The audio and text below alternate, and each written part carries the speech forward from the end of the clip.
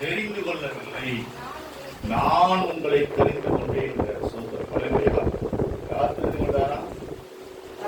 ஆமா, சோதரர் கர்த்தர் நம்மளை தெரிந்து கொண்டிருக்கிறார். சோதரம், நாம் அவரை தெரிந்து கொள்ளவில்லை, அவர் நம்மளை தெரிந்து கொண்டிருக்கிறார். சோதரம், அவர் ஒருபோது நம்மளை கைவிட மாட்டார். சோதரம், ஏனென்றால் நம்மளை தெரிந்து கொண்டதை. சோதரம், அல்லேலூயா. நாம் இன்னைக்கு சங்கீத பகுதியில் வாசித்து முதல் வசனம், எங்களுக்காக அல்ல கர்த்தாவே, எங்களுக்காக அல்ல. அல்லேலூயா. நம்முடைய ஜீவனுள்ள தெய்வம், பரிசுத்த தெய்வம் நம்மளை தெரிந்து கொண்டிருக்கிறார். சோதரம், நம்மளை தெரிந்து கொண்ட தெய்வம் நம்மளை கைவிடவே மாட்டார். சோதரம், இந்நாளுடைய தலைப்பு நம்மை தெரிந்து கொண்ட தெய்வம். அல்லேலூயா. நம்மளை தெரிந்து கொண்ட தெய்வம், நம்மளை தேடி வந்து ரட்சித்த தெய்வம், நம்மளை தேடி வந்து மீட்டெடுத்த தெய்வம். சோதரம், அவர் நம்மளோடு இருக்கிறவராக இருக்கிற தெய்வம். அல்லேலூயா. வேதம் சொல்றது போல மீண்டும் வாசிக்கலாம். நீங்கள் என்னை தெரிந்து கொள்ளவில்லை, நான் உங்களை தெரிந்து கொண்டேன். நீங்கள் என் நாமத்தினாலே பிதாவை கேட்டுக் கொள்வது எதுவோ அதை அவர் உங்களுக்கு கொடுக்கத்தக்கதாக நீங்கள் போய் கனி கொடுக்கும்படிக்கும் உங்கள் கனி நிலைத்திருக்கும்படி நான் உங்களை ஏற்படுத்தினேன் என்றார். சோதரம், தேவன் நம்மை தேவன் தெரிந்து கொண்ட தெய்வம். ஆமென். நாம் அவரை அறியல, அவர் நம்மளை தேடி கொண்டு தெரிந்திருக்கிறார், அறிந்திருக்கிறார், நம்மளை ரட்சித்திருக்கிறார். சோதரம், அல்லேலூயா. அவன் வேற சொல்ற அழகான வசனத்துல அந்த கடைசி வசனம், அவர் உங்களுக்கு, அந்த கடைசி வரி சோதரம், அவர் உங்களுக்கு கொடுக்கத்தக்க நீங்கள் போய் கனி கொடுக்கும்படிக்கும் உங்கள் கனி நிலைத்திருக்கும்படிக்கும் நான் உங்களை ஏற்படுத்தினேன். நம்மளை தெரிந்து கொண்ட நோக்கம், அவன் நம்மளை தெரிந்து கொண்ட நோக்கம் என்னதான்? அனைவருக்கு நம்ம கனி கொடுக்கிறதாக மாறுபடி நம்மளை ஆண்டவர் தெரிந்திருக்கிறார். அல்லேலூயா. நம்ம அனைவருக்கு கனி கொடுக்கிறதாக. சோதரம், வேற சொல்றது உங்கள் கனி நிலைத்திருக்கும்படிக்கும். அல்லேலூயா. அந்த கனி எப்படி இருக்கலாம்? நிலைத்திருக்கும். பூமியில் இருக்கிற வரைக்கும் கடவுமா. சோதரம், ஒரு மரம் வைக்கிறோம், செடி வைக்கிறோம், என்ன பண்றது? சோதரம், அது கண்டிப்பா எதுக்கு வைக்கிறோம்? கனி கொடுக்கும். சோதரம், அதே போல தேவன் நம்மளை இருக்கிற சோதரம் எதுக்காக தெரிந்து கொண்டிருக்கிறானா? அவருடைய நாம மகிமைக்கென்று, அவருடைய நாம பிரஸ்தாபத்திற்கென்று தேவன் நம்மளை கனி கொடுக்கும்படியாக தேவன் நம்மளை தெரிந்து கொண்டிருக்கிறார். அல்லேலூயா. அல்லேலூயா. நம்ம எதற்காக நம்மளை தேவன் தெரிந்து கொண்டார்னா, அவருடைய நாம மகிமைக்கென்று, அவருடைய நாம பிரஸ்தாபத்திற்கென்று, அவருக்கென்று கனி கொடுக்கும்படியாக தேவன் நம்மளை தெரிந்து கொண்டிருக்கிறார். சோதரம், அல்லேலூயா. வேதத்துல வாசிக்கிறோம், நீங்கள் என்னை தெரிந்து கொள்ளவில்லை, நான் உங்களை தெரிந்து கொண்டேன். அப்ப தெரிந்து கொண்ட நோக்கம் என்னது? அவருக்கு நாம் கனி கொடுக்கணும். சோதரம், அல்லேலூயா. இப்ப வைக்கிறோம், ஒரு செடியை வைக்கிறோம், ஒரு மரத்தை வைக்கிறோம், கண்ணை பிள்ளை வைக்கிறோம், அல்லது வாழை பிள்ளை வைக்கிறோம். யார் வைக்கிறாங்களோ, கண்ணை பிள்ளை யார் வைக்கிறோமோ, யார் வச்சாங்களோ அவங்களுக்கான சொந்தம். ஆனை யார் வைக்கிறோமோ என்னமா பக்காரமா, அப்படிதானம்மா? ஆமா, உங்க நேரத்துல வச்சா நீ உங்களுக்கான சொந்தம். அப்ப அதே போலதான் சோதரம், நாம் வச்சா நமக்கு சொந்தம். அதே போல தேவன் அவர் அதற்காக, யாருக்காக? அவருக்காக நம்மளை தெரிந்து கொண்டிருக்கிறார். அப்ப அவருக்கு நம்ம என்ன பண்ணணுமா? கனி கொடுக்கணும். சோதரம், அல்லேலூயா. அப்ப இயேசுவுக்கு நம்ம கனி கொடுக்கணும். சோதரம், இயேசு எதுக்காக தெரிந்து கொண்டார்னா, எதுக்காக நம்மளை இருக்கிறார்னா, அவருடைய நாம மகிமைக்கு என்று கனி கொடுக்கணும். சோதரம், அதற்காக தேவன் தெரிந்து கொண்டிருக்கிறார். அதே போல நம்ம என்ன செய்யறது? நம்ம என்ன பண்ணணும்? கனி கொடுக்க. தானா கனி கொடுக்க முடியுமா? எங்க இருக்கணும்? அப்ப ஆண்டவர் நம்மளை எப்படி அந்த தென்னங்கண்டையும் தென்னப்பிள்ளையும் வாழைக்கண்டையும் எப்படி தண்ணி ஊற்றி பராமரிக்கிறோமோ, பாதுகாக்கிறோமோ, எப்படியாவது பலன் தெரிஞ்சுதானே நம்ம பங்காரமா ஊத்துறது தண்ணி. அதே போல தேவன் நமக்கு அனுதினமும் நம்மளை தேவன் பராமரித்து பாதுகாத்து நமக்கு தேவையான எல்லாவற்றையும் அவர் என்ன பண்றார்? தருகிறார். சோதரம். அப்ப நம்மளை பராமரிக்கிறாரு, பாதுகாக்கிறாரு, நம்மளை அரவணைக்கிறார், எல்லாவற்றையும் அவர் பாதுகாத்து பராமரிக்கிறார். அவருக்கு நாம் என்ன பண்ணணும்? நன்றி கொடுக்கிறதாக இருக்கணும். சோதரம். அல்லேலூயா. அப்ப வேதம் சொல்லுது, வேதத்துல வாசிப்போம், ஏசாயா 41:9 வாசிப்போம். பக்கம் 846. சோதரம். ஏசாயா 41:9 பக்கம் 846. கடையாந்தரில் இருந்து எடுத்து,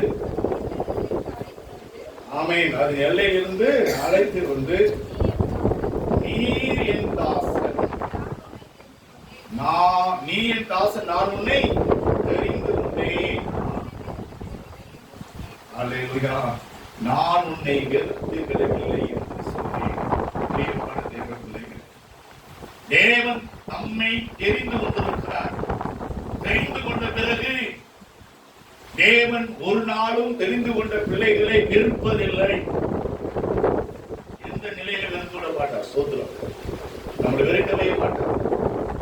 தேவன் நம்மளை தெரிந்து கொண்ட நோக்கம், தெரிந்து கொண்ட ஒரு நோக்கம் இருக்கிறவா, அந்த நோக்கத்துல கொஞ்சம் நம்ம விலகி போனா கூட தேவன் நம்மளை வெறுக்க மாட்டார். வேத அகாசப்பது வாசிப்போம். நான் பூமியின் கடையாந்தரங்களில் இருந்து உன்னை எடுத்து, பூமியின் ஆழத்திலிருந்து கடையாந்தரத்திலிருந்து உன்னை தேடி உன்னை எடுத்திருக்கிறேன். அல்லேலூயா. சாதாரணமா நம்ம தெரிந்து கொள்ளல. அல்லேலூயா. பூமியின் கடையாந்தரத்திலிருந்து உன்னை எடுத்திருக்கிறேன்.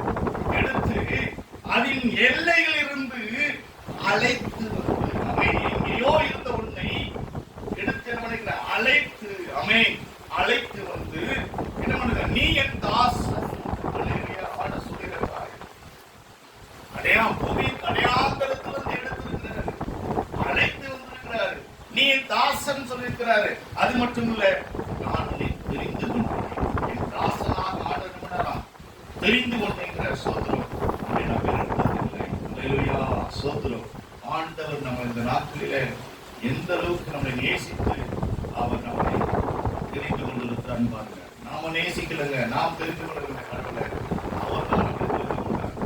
தெரிந்து கொண்ட தெய்வம் நம்மளை எந்த அளவுக்கு அவர் சொல்ற அப்படின்னா, அவர் சொல்லுகிற காரியம், நான் பூமியின் கடையாந்தரங்களிலிருந்து உன்னை எடுத்திருக்கிறேன். நம்மள சாதாரணம் கிடையாது. சொல்கிறோம் சாதாரணம் கிடையாது. இன்னைக்கு உங்களுடைய உறவு மத்தியில, சொந்த மத்தியில காரியமா இருக்கலாம். ஆனா தேவன் உன்னை தெரிந்து கொண்டவர் பார்க்கிறோம். சும்மா இல்ல, தேவன் தெரிந்து கொண்டவர் பார்க்கிறோம். காந்திமதி சிஸ்டர் அப்படித்தானே? ஆமா. எழுது ஒரு உறவும் நம்மனை ஒரு மாதிரியா பேசலாம், ஆனா நம்ம யாரா? கர்த்தருடைய கண்களில தெரிந்து கொண்டவர் பார்க்கிறோம். அதான் புரிஞ்சுங்க. சாதாரண விஷயம் பார்த்து எல்லாருமே பேசுறது அதுதான். நிசாந்தி மட்டும் இல்ல, காந்திமதி சிஸ்டர் எல்லாருமே வீட்டுல இருந்தா ஃபர்ஸ்ட் தலைமுறை வீட்டுல ஒருத்தர் தெரிஞ்சு வந்துருக்கோம். சோதரம். எல்லா பேருமே அப்படித்தானே? எல்லாருமே வீட்டுல ஒண்ணுதான். சோதரம். வீட்டுல ஒண்ணு கோத்திரத்துல ஒண்ணுதான் இருக்கு. சோதரம். அப்ப எல்லாருமே தேவன் இருக்காரு. இந்த வசனம் மறக்க கூடாது. 41:1 நான் யாரு அப்படின்னா இதுதான். சோதரம். என்ன சொல்றோம்? யாரு? சங்கீதா யாரு அப்படின்னா ஏசாயா 41:9 வாசி. ஆமென். சொல்லணும் அப்படி. அவன் நான் யாரு அப்படின்னா நிசாந்த் யாரு? எடுத்து பாரு. ஏசாயா பைபிள்ல 41:9 எடுத்து வாசி பாரு. அதுல நான் தான். ஆமென். அது நான் தான். ஆமென். அல்லேலூயா. ஆமென். சோத்ரம். சொல்லணும். அது சொல்லணும். ஆமென். என்ன சொல்லணும்? நான் பூமியின் கடையாந்தரங்களில் இருந்து உன்னை என்னை எடுத்திருக்கிறார். ஆமென். விசுவாசிக்க. ஆமென். உங்க நேரம் போடுங்க. உங்க பேரை போட்டு விசுவாசிக்க. ஆமென். ஆமென். நம்முடைய ஆண்டவர் நம்மளை அப்படிதான் தெரிந்திருக்கிறார். சோத்ரம். நம்ம சாதாரணவர் கிடையாது. சோத்ரம். தேவனுடைய பார்வையில் அவருடைய கரத்திலிருந்து எடுக்கப்பட்டவர்கள். ஆமென். கர்த்தருடைய கரத்திலிருந்து எடுத்திருக்கோம். அவருடைய கரத்தை நம்ம எடுத்திருக்கு. சோத்ரம். அவருடைய கரத்தை எடுத்திருக்கு. சோத்ரம். அவர் நம்மளை பார்த்து தெரிந்திருக்கிறார். சோத்ரம். அவருடைய இறுதியை நம்மளை பார்த்திருக்கிறது. சோத்ரம். அல்லேலூயா. அது மட்டும் இல்ல, வேதம் சொல்லுகிறது, அவர் அழைத்து வந்து அவர் நம்ம இருக்கிற இடம், அவர் நமக்கு கொடுக்கப்பட்ட இடம். அல்லேலூயா. அல்லேலூயா. விசுவாசிங்க. நம்ம இங்க இருக்கிறோமே அப்படின்னு நினைச்சு கூடாது. இந்த இடம் கர்த்தர் நம்மளை அழைத்து அழைத்து அவர் வந்திருக்கிறார்னா நம்முடைய இறுதியத்தை அவர் அறிந்திருக்கிறார். சோதரம் எதெல்லாம் நமக்கு குறைவா இருக்குதோ அவர் அழைத்து அந்த இடத்துல தேவன் நமக்கு நிறைவாய் தருவார். அல்லேலூயா. நல்லா புரிஞ்சுக்கோங்க. தேவன் நம்மளை அழைத்து வந்திருக்கிறார்னா அந்த இடத்துல நம்முடைய குறைவெல்லாம் நிறைவாக்குவார். சோதரம். அல்லேலூயா. வேதம் சொல்லுகிற இடத்துல நான் வெறுக்கிறேன். அல்லேலூயா. உறவுகள் சொந்தங்களை வெறுக்கலாம். ஆமென். ரைட்டா தப்பா? அப்பா வெறுக்கலாம், மாமா வெறுக்கலாம், கெட்டின புருஷன் வெறுக்கலாம். சோதரம். ஆமென். ஆமென். அவன் கை கொடுத்து பைபிளை மாத்தின மனைவி வெறுக்கலாம். சோதரம். பைபிள் மாற்றி எப்போதுமே இருக்கப்பா, நான் துக்கத்தில் இருப்பேன், கஷ்டத்தில் இருப்பேன், வறுமையில் இருப்பேன் சொன்ன மனைவியும் வெறுக்கலாம். அதே போல கணவனும் வெறுக்கலாம். ஆனால் நம்மளை தெரிந்து கொண்ட ஆண்டவர் வெறுப்பதில்லை. ஆமென். அல்லேலூயா. 10 மாசம் 10 மாசம் பெற்று வளர்த்து ஈக்கடிக்காம இரும்பு கடிக்காம படிக்க வச்சு ஆளாக்கி வேலையும் வாங்கி கொடுத்து பிள்ளை வெறுக்கலாம். வெறுக்கலாம். சோதரம். வெறுக்கலாம். சோதரம். என்ன வெறுக்கலாம்? என்ன வெறுக்கலாம்? என்ன வெறுக்கலாம்? பெத்த பிள்ளை தாயை வெறுக்கலாம். ஆனா இயேசு வெறுக்கல. அல்லேலூயா. இயேசு வெறுக்கலங்க. இயேசு வெறுக்க மாட்டார். சோதரம். நான் சொல்ல அவர் எந்த நிலையில் வெறுக்க மாட்டார். அல்லேலூயா. வெறுத்து விடுகிற தேவன் இல்லைங்க நம்முடைய தேவன். சோதரம். வேதம் சொல்லுது அந்த இடத்துல 9ஆம் வசனம் மீண்டும் வாசிப்பாங்க. கீழ்ப்பகுதி.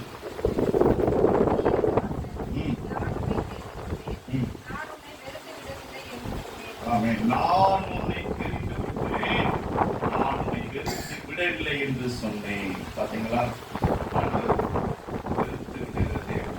சோதரம். இந்த நாளில் நம்முடைய ஒரு நாளும் பொறுமை தள்ளாத ஒரு தெய்வம், நம்மளை தெரிந்து கொண்ட தெய்வம் நம்மளை ஒரு நாள் இருக்க மாட்டார். சரி, அடுத்து வாசிக்கலாம். ஏசாயா 44. ஏசாயா 44வது அதிகாரத்துல முதல் வசனம் 2வது வாசிக்கலாம்.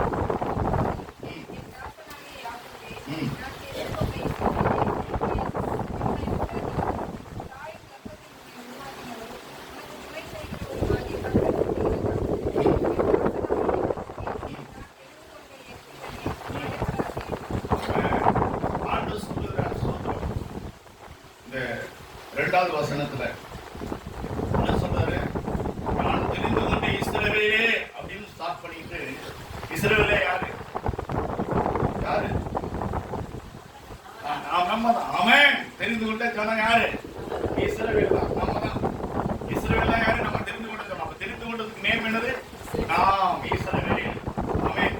இஸ்ரவேலா இருக்கு. நம்ம பார்த்து சொல்றாரு, நான் தெரிந்து கொண்ட இஸ்ரவேலே என்ன சொல்றாரு?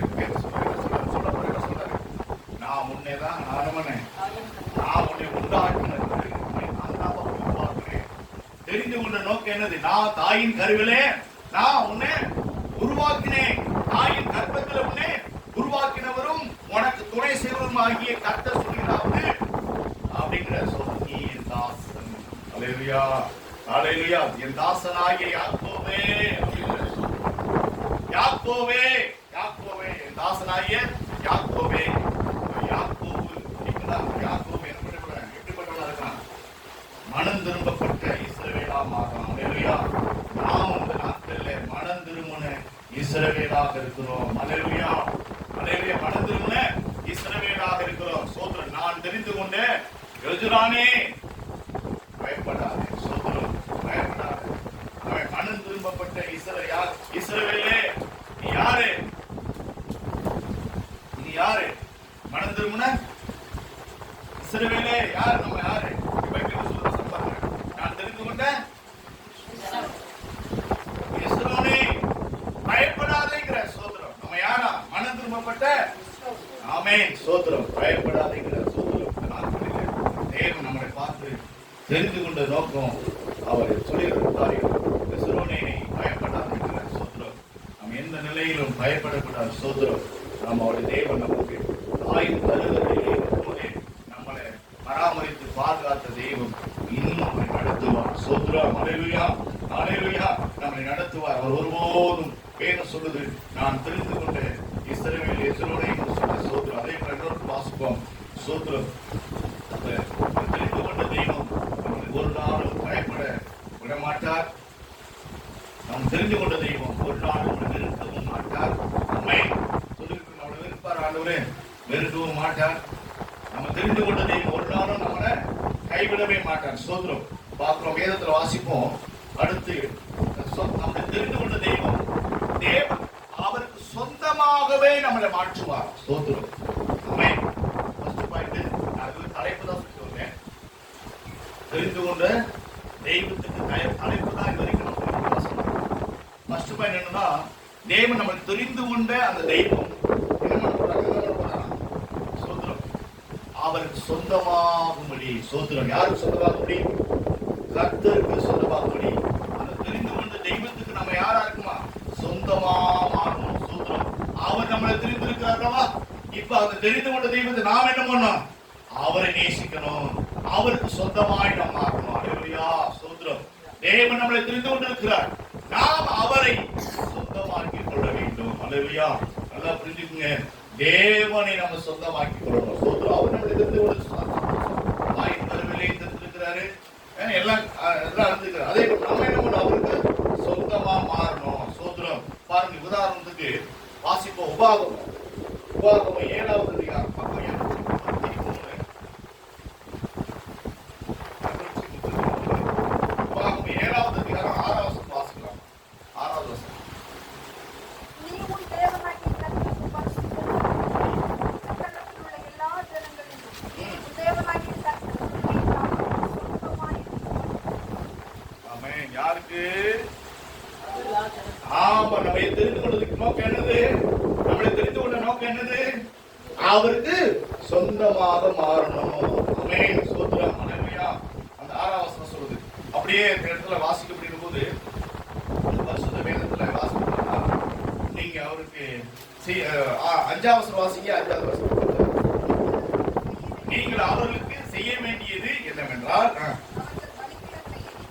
அவருக்கு பலிபீடங்களை இடித்து சிலைகளை தகர்த்து அவருடைய தோப்புகளை வெட்டி. ஆமென். சோத்திரம். நான் அவருக்கு சொந்த பிள்ளையா மாறுவதற்கு நம்ம என்ன பண்ணணும் அப்படின்னா, அவர் தெரிஞ்சுக்கிட்டார். சோத்திரம். நம்ம அவர் தெரிஞ்சுக்கிட்டார். ஆனா நம்ம என்ன பண்ணணுமா? 5வது வசனம் சொல்லுது, நீங்கள் அவர்களுக்கு செய்ய வேண்டியது என்னவென்றால், நம்ம யாரா பார்க்கணும்? அந்த 4வது வசனம், அந்த மேல் வசனம் 1லிருந்து வாசித்தா எல்லாம் தெரியும். நம்ம எடுத்து இருக்கக்கூடிய விக்கிரக காரியங்கள். சோத்திரம்.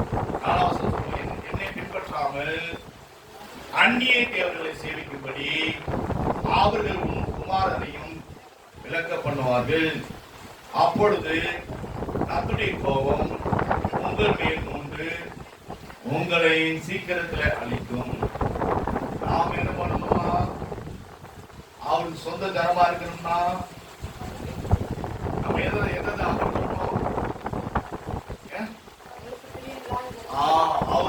அவருக்கு பிரியமற்ற காரியத்தை நம்ம என்னமா அகற்றணும். 5வது வசனம் சொல்லுது, அகற்றி போடணும். எல்லாம் நம்மளை விட்டு, நம்முடைய பிள்ளையை விட்டு நம்மளை தெரிந்து கொண்டிருக்கிறார். நம்ம மூலமா நம்முடைய பிள்ளைகளும் நம்முடைய சனலாக மாறணும். நம்முடைய பிள்ளையும் கர்த்தருடைய பிள்ளையாக மாறணும். சோத்திரம். நான் மட்டும் இல்ல, நம்முடைய உறவுகள் எல்லாரும் சோத்திரம் அவருடைய பிள்ளை. அதுதான் என்ன சொல்ல 5வது வசனம், அவர்கள் பலிபீடங்களை இடித்து. இந்த பலிபீடங்களை நம்ம ஏற்கனவே நம்ம சோத்திரம் சில பலிபீடங்களை வச்சு நம்ம இருக்கிறோம்.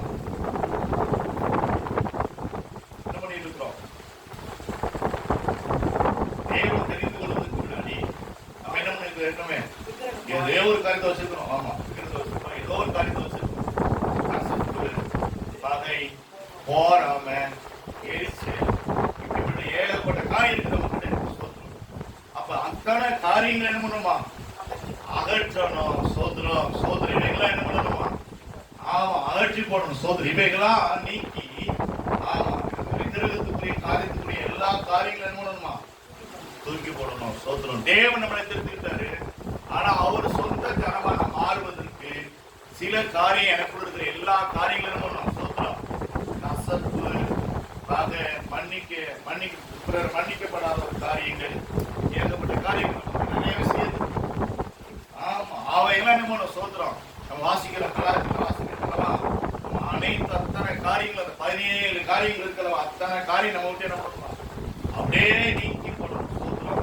அக்கினினால எடுத்து போட வேண்டும். சோத்திரம். வேதம் சொல்லுது 5ஆம் வசனம், அவர்கள் தோப்புகளை வெட்டி அவர் விக்கிரகங்களை அக்கினியில எரித்து போட வேண்டும். அக்கினியில எரித்து போட வேண்டும். சோத்திரம். நாம் இவைகளெல்லாம் அப்படி செஞ்சாதான் நாம் அவருக்கு சொந்த ஜனமாய் இருப்போம். தேவன் நம்மளை தெரிந்து கொண்டிருக்காரு. ஆனா நாம் அவர் சொந்த ஜனமாக இருப்பதற்கு இவைகளை நாம் அகற்றி போட வேண்டும். அக்கினியில எரிக்க வேண்டுமா? 6ஆம் வசனம். நீ உன் தேவனாகிய கர்த்தருக்கு பரிசுத்த ஜனமும் உச்சத்திற்கிற எல்லா ஜனங்களிலும் உன் தேவனாகிய கர்த்தர் உன்னை தமக்கு சொந்தமாக இருக்கும்படி தெரிந்து கொண்டார். நம்மளை தெரிந்து கொண்டதற்கு நோக்கமே, நீ என்னை தெரிந்து கொள்ளவில்லை, நான் உன்னை தெரிந்து கொண்டேன் சொன்னார்களா? அப்ப தெரிந்து கொண்டதற்கு நோக்கம் என்னது? அந்த 6ஆம் வசனம் என்னது? 6ஆம் வசனம் என்ன சொல்லுது? ஆமென். யாருக்கு? கர்த்தருக்கு. ஸ்தோத்திரம். ஆமென். ஸ்தோத்திரம். ஆமென். சமுதாயத்துக்கல்ல, சமுதாயம் கூட வராது. மரித்த பிறகு யாரும் வராது. கடனாசாரம் அது கல்லறையோட முடிஞ்சிடும். கல்லறையோட சரீரத்தோடு முடிஞ்சிடும். மண்ணா போயிடும். இந்த சரீரத்துக்குள்ள இருக்கக்கூடிய ஆத்துமா கர்த்தருக்கு சொந்தமாய் மாறணும். ஸ்தோத்திரம். அல்லேலூயா. வேதம் சொல்லுது அந்த 6ஆம் வசனத்துல, எல்லா ஜனங்களிலும் உன் தேவனாகிய கர்த்தர் உன்னை தமக்கு சொந்தமாக இருக்கும்படி தெரிந்து கொண்டார். சொல்றார். அதுக்குதான் தேவன் நம்மளை தெரிந்திருக்கிறார். சாதாரண விஷயமான தெரிந்து கொள்ளல. இந்த பூமியில எல்லாம் எத்தனையோ கோடான கோடிகள் பிறந்து, எத்தனையோ பிறந்து வாழ்ந்தவர் உண்டு, எத்தனையோ பூமியில எத்தனையோ படித்தவர் உண்டு. ஆனா அவர்களுடைய பேர் புகழ் இன்னைக்கு இருக்குதா இல்லையே தெரியாது.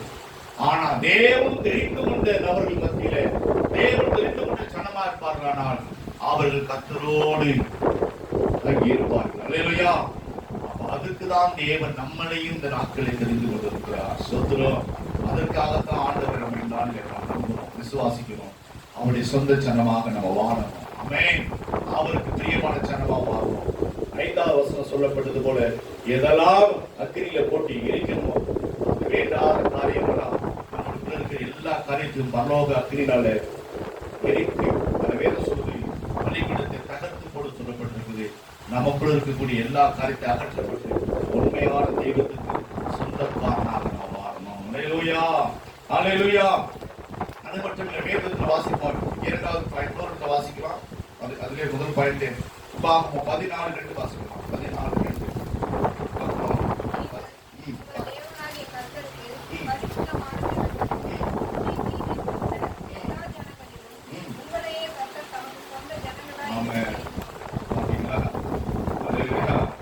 நம்மளை தெரிந்து கொண்டதற்கு நோக்கம், அல்லேலூயா, நீங்கள் உங்கள் தேவனாகிய கர்த்தருக்கு பரிசுத்தமான ஜனங்கள். அல்லேலூயா. தேவன் நம்மளை தெரிந்து கொண்டது. உலகத்துல எவ்வளவு மக்கள் இருக்கிறாங்க. ஆனா தேவன் தெரிந்து கொண்ட மக்களை எப்படி பார்க்கிறாரா? ஸ்தோத்திரம். எப்படியா இருக்க விரும்புகிறாரா? ஸ்தோத்திரம். எப்படி இருக்க விரும்புகிறார்? நீங்கள் உங்கள் தேவனாகிய கர்த்தருக்கு பரிசுத்தமான ஜனங்கள்.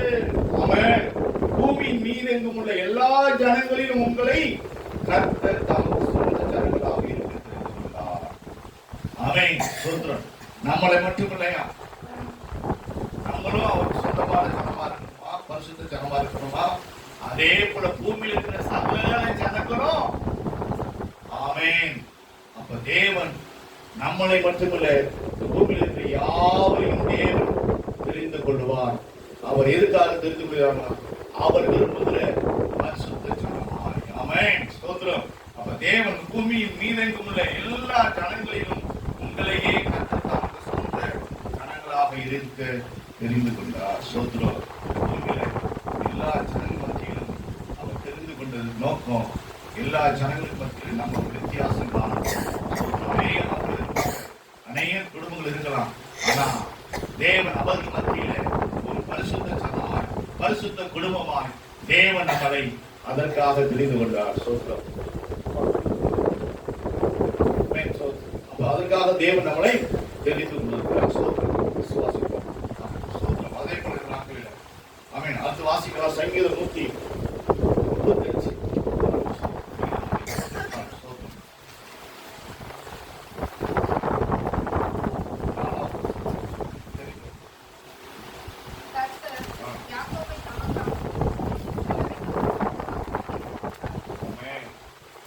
தேவன் எதுக்காக யாக்கோபு இஸ்ரவேலை துன்பப்படுத்த எதுக்காக திருந்து கொண்டிருக்கிறாரா? எதுக்காக திருந்து கொண்டிருக்கிறாரு? யாக்கோபை தமக்காகவும் தமக்கு சொந்தமாகவும் தெரிந்து கொண்டார். சோத்திரம். அப்ப யாக்கோபை தமக்காகவும் இஸ்ரவேலை தமக்கு சொந்தமாகவும் தெரிந்து கொண்டார் சொல்லப்பட்டிருக்கு. யாக்கோபுங்கிற மனுஷனை கர்த்தர் ரெபெக்காள் வயிற்றில் இருக்கக்கூடிய போதே தேவன் என்ன பண்ணாரு? தெரிந்து கொண்டார். ஆமா, 9 உடனே அந்த அம்மா போய் ஜெபம் பண்ண ஆண்டவரே கேட்க போகுது. ஏன்னா வயிற்றுக்குள்ள என்ன இருக்கு? கடப்பட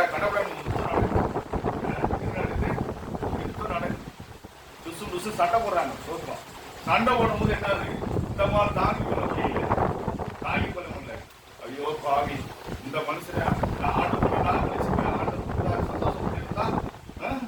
கொள்ள நாள் கழிச்சு கொள்ள வருஷம் கிடைக்காம கிடைச்சிச்சு சந்தோஷப்பட்டு சண்டை போடுறாங்க. ஆண்டோட போய் விசாரிக்க போகுது. ஆண்டவர் சொல்ற உன் வயிற்றுக்குள்ள இருக்குது ரெண்டு ஜாதி இருக்குது, 2 கோத்திரம் இருக்குது. ஒருத்தன் யாரு? ஏசா. பெரியவன் ஏசா, சின்னவன் யாரு? யாக்கோபு. இப்ப என்ன பண்ணணுமா? அதை சொல்ற ஆண்டவர் என்ன பறக்கவே இல்லை. இவன் பெரியவன் என்ன பண்ணணுமா? சின்னவனை சேவிக்கணும். பெரியவன் சின்னவனை சேவிக்கணும் சொல்லி அங்கு அந்த ஆண்டவர் அந்த ரெபெக்காக்கு தேவன் தெளிவாக பேசினார். அல்லேலூயா. அப்ப அது அந்த அம்மா அன்னைக்கு அப்படியே அப்ப நம்ம வயிற்றிலிருந்து 2 சந்ததியே தேவன் நமக்கு கொடுத்திருக்கிறார். சோத்திரம். அப்ப என்ன அர்த்தம்னா, வேதத்தின்படி மூத்தவன் தான் சேஷ்டபுத்திரன். அந்த சேஷ்டபுத்திரத்தை என்ன நடக்குது? பெரியவன் என்ன பண்றான்? பசியை தாங்க மாட்டான். பசி தாங்க முடியாது. பெரியவன் என்ன? பசி தாங்க முடியல. என்ன பண்ற? சின்னவன் என்ன பண்றான்? அம்மாவுக்கு சின்ன பிள்ளை. சின்னவன் யாரு? அம்மாவுக்கு சின்ன பிள்ளை. பெரியவன் யாரு? அப்பாவுக்கு செல்ல பிள்ளை. செல்ல பிள்ளை. பெரியவன் காட்டுல போய் என்ன பண்றாரு? வேட்டையாடிட்டு வருவாரு. சோத்திரம். சின்னவர் என்ன பண்ணுவாரு? வீட்டுல இருக்கக்கூடிய மந்தையை மேய்ப்பார். சோத்திரம். ஆட்டு மந்தையை மேய்ச்சிட்டு அம்மாவுக்கு செல்ல பிள்ளையாவே ஜீவிப்பார். ஏன்னா அந்த அம்மாவுக்கு தெரியுது இவன் தான் கடவுளுக்கு விருப்பமான பிள்ளை. ஏன்னா இந்த அம்மாவுக்கு தெரியுது.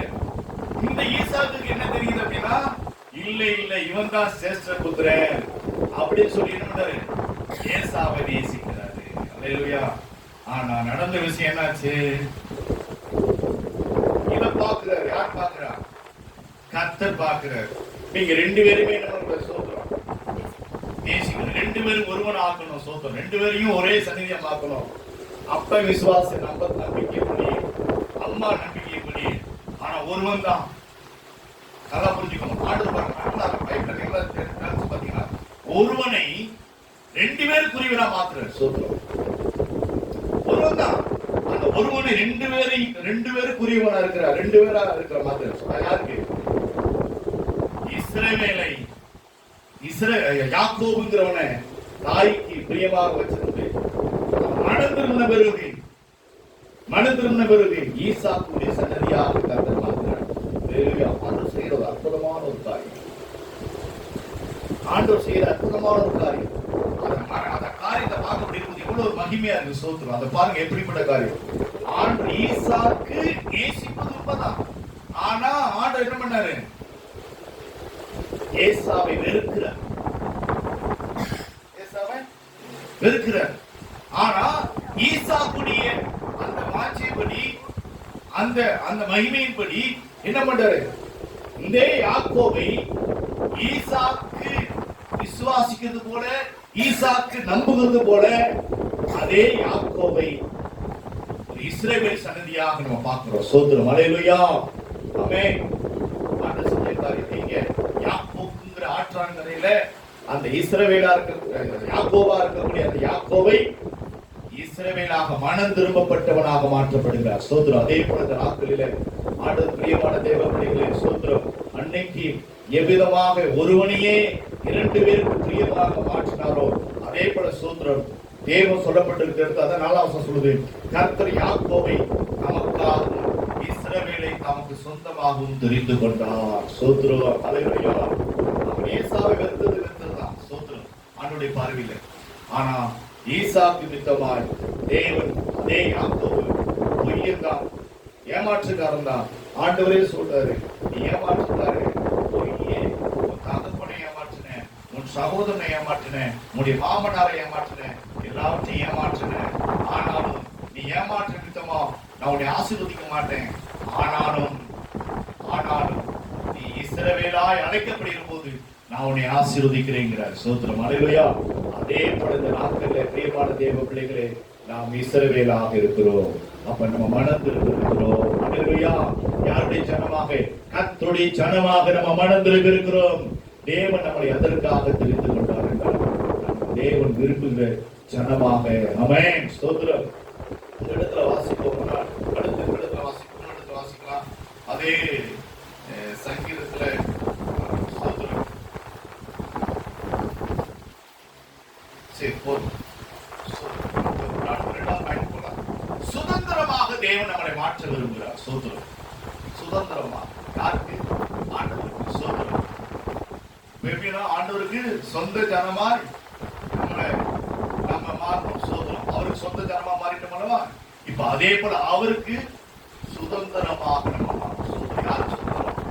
தேவனுக்கு, கர்த்தருக்கு சுதந்திரவாளியா நம்ம மாறணும். ஸ்தோத்திரம். அல்லேலூயா. நம்ம எப்படி மாறும் அப்படின்னா சங்கீதத்துல 33வது அதிகாரம், சங்கீதம் 33 12 வாசிப்போம். 689.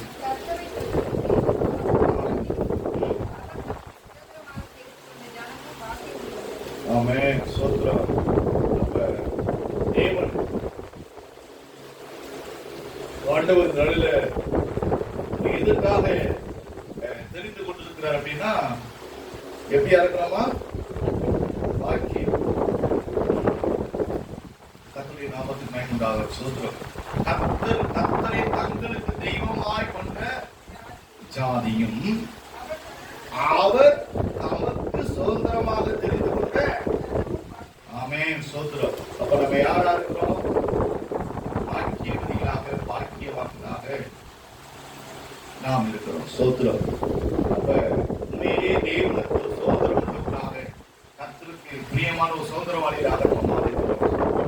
உலகத்துல நம்மளை போல ஒரு பாக்கியவதி, பாக்கியவான் அல்ல. ஸ்தோத்திரம். அப்ப தேவன் நம்மளை தெரிந்து கொண்ட நோக்கத்தின்படி ஸ்தோத்திரம் நாம் சுதந்திரவாளியாக நம்ம மாறி இருக்கிறோம். ஸ்தோத்திரம். எடுத்து வாசிக்கலாம். வாசிக்கிற உபாகமம் 4ஆம் அதிகாரம் 20ஆம் வசனம். ஸ்தோத்திரம். கர்த்தரை தங்களுக்கு தெய்வமாய் கொண்ட ஜாதியும் தமக்கு சுதந்திரமாய் தெரிந்து கொண்ட ஜனமும் பாக்கியம் உள்ளது. இதுல வாசிப்போம். உபாகமம் 4:20 வாசிப்போம். 4:20.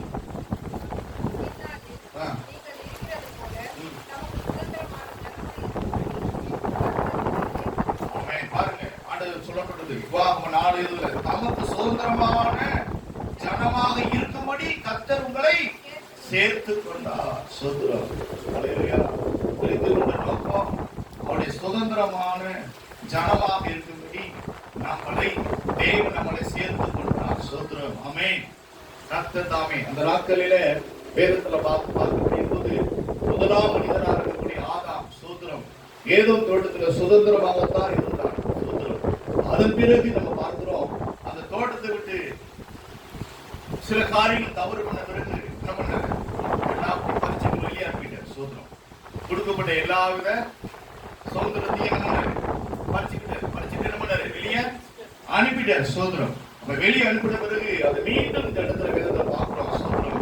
ஆண்டவர் உபாகமத்துல 4:20 தமக்கு சுதந்திரமான ஜனமாக இருக்கும்படி கர்த்தர் உங்களை சேர்த்துக் கொண்டார். நம்மளை சேர்த்துக் கொண்டார். ஸ்தோத்திரம். அவருக்கு சொந்த ஜனமாக இருக்கும்படி நம்மளை சேர்த்துக் கொண்டார். ஸ்தோத்திரம்.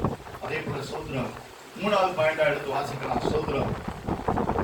நிரந்தரமாக நம்மளை தெரிந்து கொண்டார். நிரந்தரமாக. ஆமென். அவருக்கு சொந்தமாக ஆமென் சுதந்திரம் தெரிந்து கொள்வது மட்டுமில்லை, சுதந்திரமாக தெரிந்து கொள்வது மட்டுமில்லை, சுதந்திரம் நிரந்தரமாய் நித்தியத்திற்காக நம்மளை அவருக்கு உரிமையாக்கிக் கொள்ளும்படி தேவன் நம்மளை தெரிந்து கொண்டார். சோதரம் வாசிப்போம். எபேசியர்ல முதல் அதிகாரம் 4ஆம் வசனம். சோதரம் எபேசியர் முதல் அதிகாரம் 4ஆம் வசனம் வாசிப்போம். நாம் அன்பில் பரிசுத்தம் உள்ளவர்களும் அவருக்கு உலகம்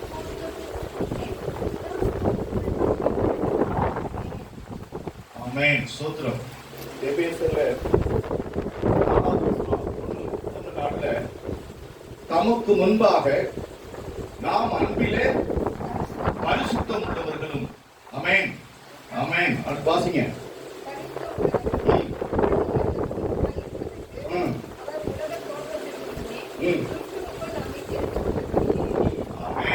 தேவன் நம்மளை தெரிந்து கொண்டதற்கு முழுமையாக நிரந்தரமாகவே தேவன் அவர் நித்திய காலத்துக்காக உரிமையாக்கிக் கொள்ளும்படியாக நம்முடைய தேவன் நினைக்கிறார். சுதந்திரம் நாம் அவரோடு நிரந்தரமாக இருப்பதற்காக நாம் எப்படிப்பட்டவர்களாக இருக்க வேண்டுமா? அதற்காக தேவன் நம்மளை தெரிந்து கொண்டார். இந்த பூமியில நாம் எதற்காக அது சொல்லப்பட்டிருந்து தமக்கு முன்பாக நாம் அன்பிலே பரிசுத்தம் உள்ளவர்களும் குற்றம் இல்லாதவர்களுமாக இருப்பதற்கு அவர் உலக தோற்றத்திற்கு முன்பே சோதரம் என்ன பண்ணிக்கிறாரு? ஆமா, உலகத்துல என்ன பண்ணா? சோதரம் முதல் மணி என்ன பண்ண? ஃபர்ஸ்ட் மணி என்ன பண்ணாரு? கலந்துட்டாரு அல்லவா? அப்ப தேவன் எதற்காக தெரிந்து கொண்டாருன்னா கடைசி முடிவு சொல்றாரு, நிரந்தரமாக நித்தியனாக அவருக்குரியவனாக இருக்கும்படி தேவன் நம்மளை தெரிந்து கொண்டிருக்கிறார். அவருடைய நோக்கம் கிறிஸ்துவுக்குள் நம்மை தெரிந்து கொண்டபடியே. சோத்திரம். ஆண்டவராய் இயேசு கிறிஸ்துவுக்குள்ளே அவர் சோத்திரம் நிலைத்திருக்கும்படியாக நிரந்தரமாக அவருக்குள் இருக்கும்படியாக தேவன் நம்மளை தெரிந்து கொண்டிருக்கிறார். சோத்திரம். வேதத்தில் வாசிக்கக்கூடிய நமக்கு முன்பாக நாம் அன்பிலே பரிசுத்தம். அன்பு விலைக்கு சொல்ல பாக்குறேன், பரவாயில்ல. சோத்திரம் என்ன இருக்கணும்? நமக்கு என்ன இருக்கணும்? என்ன இருக்கணுமா? அன்புல பரிசுத்தம் இருக்கணும். அன்பு எப்படிப்பட்ட அன்பா இருக்கணுமா? குற்றமில்லாத அன்பா இருக்கணும். ஆமென். சோத்திரம். ஆமா, சூது உள்ள அன்பா இருக்க கூடாது. சுயநல அன்பா இருக்க கூடாது. சோத்திரம். இப்படி குற்றம் இல்லாத இப்படிப்பட்ட அநேகரின் அது மட்டும் இல்ல. சோத்திரம் வேதத்தில் சொல்லப்பட்டது கிறிஸ்துவுக்குள்ளே நம்மை தெரிந்து கொண்ட நோக்கம் இயேசு கிறிஸ்து எப்படி பூமியில குற்றமற்றவரா இருந்தாரு, எல்லாரும் நேசிக்கிற அன்பு செலுத்தினார். எல்லாரும் நேசித்தார். யாரு நேசித்தாரு? பாவிகளை நேசித்தார். வியாதிஸ்தரை நேசித்தார். அன்னைக்கு பாவிகள் என்ன பண்ணுவாங்க? புறமே தள்ளுவாங்க. குமாரர்கள் என்ன பண்ணுவாங்க? அப்படியே ஒதுக்கி வைப்பாங்க. மூடவர்களை கொஞ்சம் கை கால் மூடமானவங்களை என்ன பண்ணுவாங்க? புறக்கணிக்கப்படுவாங்க. அப்படிதான் அந்த காலத்துல உண்டு. ஆனா அவர்களை எல்லாம் நம்முடைய ஆண்டவர் என்ன பண்ணாரு? நேசித்தார். எங்க போனார்? ஃபர்ஸ்ட் ஏசப்பா எங்க போனாரு? ஃபர்ஸ்ட் முதல்ல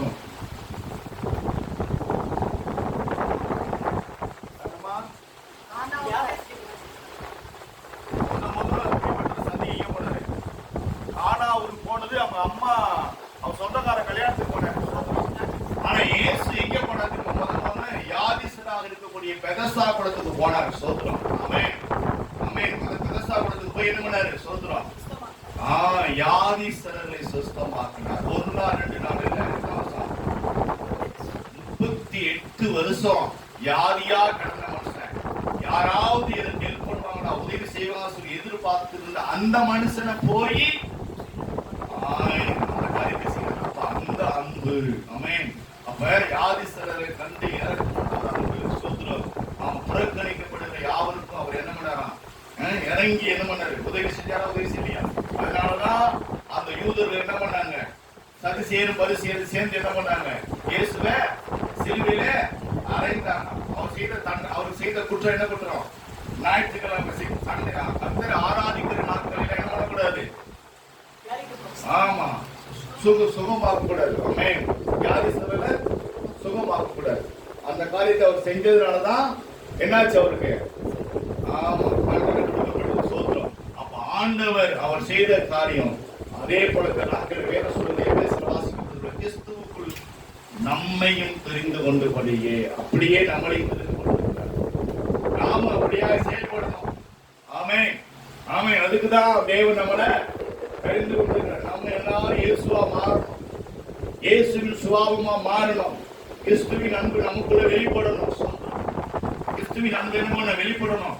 பாவிகளை நேசிக்கணும், துன்மார்க்களை நேசிக்கணும். ஆமென். இயேசு அப்படிதான் செய்தார். ஆமென். இயேசு செஞ்சால செய்யலையா? ஆமா, சொன்னாங்க. விருந்து, பயங்கரமான விருந்து ஐஸ்வர்யா வீட்டுல விருந்து நடக்குது. ஐஸ்வர்யா வீட்டுல விருந்து இயேசுவை அழைச்சிருக்கிறாங்க. பணக்கார வீட்டுல எல்லாவித விருந்து டேபிள் இருக்குது. சோத்திரம். ஆனா ஒரு மனுஷி வாரா, மனுஷி வந்து என்ன பண்றான்? அந்த மனுஷி வாரா, அவ வீட்டுக்கு வந்து என்ன பண்றாங்க? சோத்திரம். நம்ம என்ன பண்றாங்க?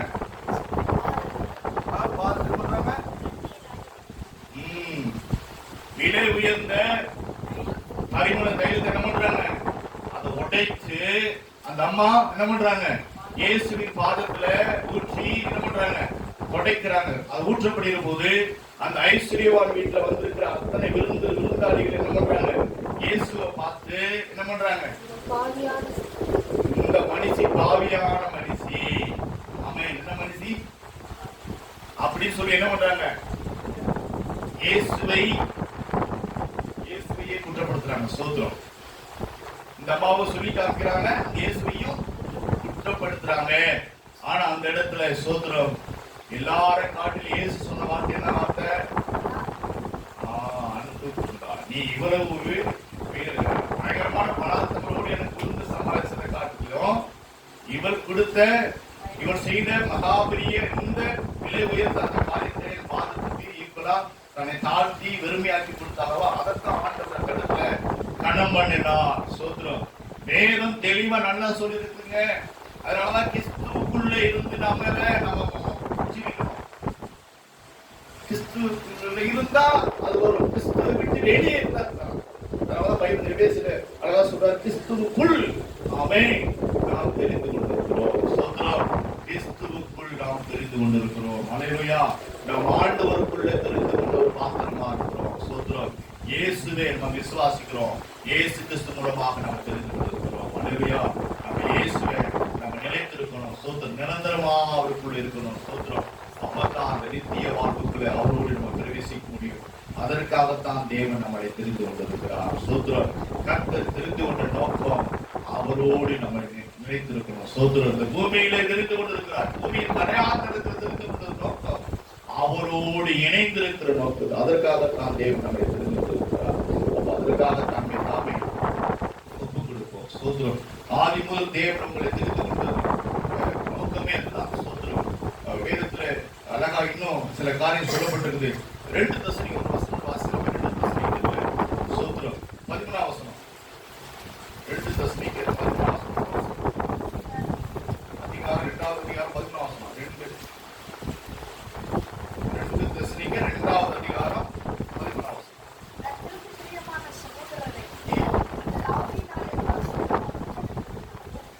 சத்தியத்தை விசுவாசிக்கிறதுனால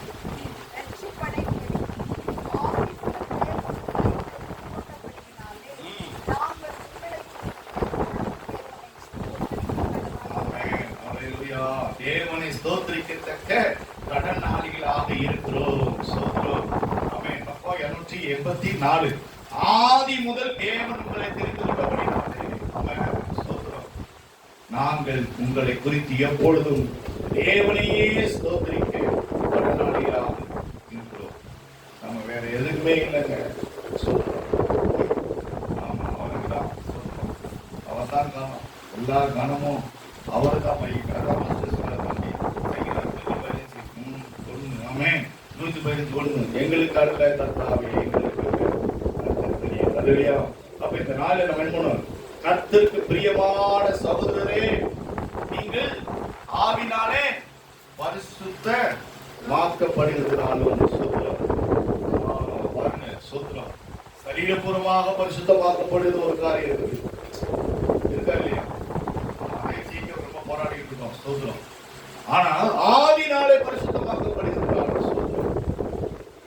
அப்புறமா சத்தியத்தை விசுவாசிக்கிறதுனாலும் வெற்றிப்படி படிக்கும். ஆதி முதல் தேவன் உங்களை தெரிந்து கொள்ள முடிகிறார். இப்ப எதற்காக நம்ம தெரிந்து கொண்டிருக்கிறாரா? உலகபுரமான ரட்சிப்பு, பூமியில ஒரு ரட்சிப்பு நம்ம கொடுத்துட்டாரு. அது பிறகு ஆவியில நம்ம பரிசுத்தமாகும். ஆவியில பரிசுத்தமாகும். ஆவி நம்ம ஆவி தேவ ஆவியில சொல்றோம். தேவாவினால நிரப்பப்படும் சொல்றோம். பரிசுத்த ஆவினால நிரப்பப்படும் சொல்றோம். அது மட்டும் இல்ல, சத்தியத்தை விசுவாசிக்கிறார். கர்த்தருடைய வார்த்தையை நான் விசுவாசிக்கிறேன். திருவசனத்தை நம்பணும். விசுவாசிக்கிறதுனாலும் தேவன் உங்களை சத்தியத்தை விசுவாசிக்கிறதுனாலும் ரட்சிப்படையும்படிக்கு யாரை வேதம் சொல்லுது? வேத வசனத்தை விசுவாசித்தா தான் ரட்சிப்பு. வசனத்தை விசுவாசித்தா தான் ரட்சிப்பு. அப்படிதான் சொல்லுது. யோவான் முதல் அதிகாரம் 12ஆம் வசனம் சொல்லுது. 14ஆம் வசனம் சொல்லுது. 12, 14 சொல்லுது. அவருடைய இரத்தத்தினாலே கழுவப்பட்டு அவருடைய 14ஆம் வசனம் சொல்லுது. அவருடைய வார்த்தையாகிய மாம்சமாகிய வசனமே இந்த கிருபையினாலும் சத்தியத்தினாலும் நிறைந்தவராய் நமக்குள்ளேயே வந்து என்ன பண்றாராம்? வாசம் பண்ணுகிறார். அதுதான் பரிசுத்த ஆவியானவர். அப்ப 14ஆம் வசனப்படி அப்ப அதே போல அந்த சத்திய திருவசனம், அந்த வசனம் தான் நம்ம சொல்ற ரட்சிப்பை பெற்றுக்கொள்ள முடியும். அப்ப அமிதமாய் விசுவாசிக்கப்படுகிற போது, அமிதமாய் நம்பப்படுகிற போது நாம் யார் கூட இருக்கிறோம் அப்படின்னா கிறிஸ்துவுக்குள் இருக்கிறோம். சோத்திரம். அல்லேலூயா. அதான் எடுத்து சொல்லப்பட்டிருக்குது. ஆதி முதல் தேவன். அப்ப ஆதி முதல் நம்ம முதல் மனிதனா இருக்கக்கூடிய மனிதன் எப்படி தேவனோடு ஆதாம் இருந்தான். சோத்திரம் தானே இல்லையா? தோட்டத்துல ஏதோ இருந்த சோத்திரம். அப்புறம் விலகி போனதை துரத்தி விட்டார் ஆண்டவர். அப்ப மீண்டும் அதே தேவன் வேதம் சொல்லப்பட்டிருக்குது. அதே ஆதாம், இரண்டாம் ஆதாமாகிய இயேசு கிறிஸ்துவுக்குள் நாம் இருக்கிறோம். சோத்திரம். நிலைத்திருக்கிறோம். தேவன் தெரிந்து கொண்ட நோக்கம் அப்படின்னா ஆதியில இழந்து போன அந்த மனுஷனுடைய சுபாவத்தை மீண்டும் கர்த்தர் நம்மளை மீண்டும் நமக்குள்ள நிலைத்திருக்கும்படி அவர் நம்மளை தெரிந்து கொண்டார். சோத்திரம். அவர் தெரிந்து கொண்ட நோக்கம் இந்த நாட்களில் கர்த்தருடைய சமூகத்துல நம்மை கர்த்தர் தெரிந்து கொண்ட நோக்கம் நாம் அவருக்குள் நிலைத்திருக்க வேண்டும். சோத்திரம். அல்லேலூயா. இன்னொரு காரியம் அவர்கள் நம்ம நினைத்திருக்கணும். சொந்தமாக தேவன் தெரிந்து கொண்டிருக்கிற காரியம் அதுதான். அவர் சொந்த ஜனமாக இருப்பதற்காகவும் நிரந்தரமாக அவர் சமூகத்தில் இருப்பதற்காகவும் சுதந்திரமாக அவருக்குள் இருப்பதற்காகவும் தேவன் தாமே நம்மளை தெரிந்து கொண்டார். ஒரு சில கண்கள் மூடி நாட்டிய கருத்தில் ஒப்புக்கொடுத்து செபிக்கலாம். ஆண்டவரே, இந்த வேளையில சோத்திரம் சோத்திரம் சோத்திரம் செபிக்கலாம். சோத்திரம். நம்மளை தெரிந்து கொண்ட நோக்கம், நம்மளை தெரிந்து கொண்ட நோக்கம் சோத்திரம் சோத்திரம் சோத்திரம். சுதந்திரமாக நம்மளை மாற்றுவதற்காகவும் சொந்தமாகவும் சோத்திரம் அவருடைய சுதந்திரமாக இருப்பதற்காகவும் சோத்திரம் அவருடைய சமூகத்தில் நிரந்தரமாக சோத்திரம் அவருடைய சமூகத்தில் இருப்பதற்காகவும் தேவன் நம்மளை தாமே தெரிந்து கொண்டார். ஒப்பு கொடுப்போம். ஆண்டவரே, இந்த நாளிலே எங்களோடு நீங்க பேசின வார்த்தைகளுக்காக, எங்களோடு நீங்க வார்த்தைகளுக்காக சோத்திரம். சோத்திரம். நீங்கள் என்னை தெரிந்து கொள்ளவில்லை, நான் உன்னை தெரிந்து கொண்டேன் என்று சொல்லி நீ என் தாசன், நான் உன்னை தெரிந்து கொண்டேன் என்று சொல்லி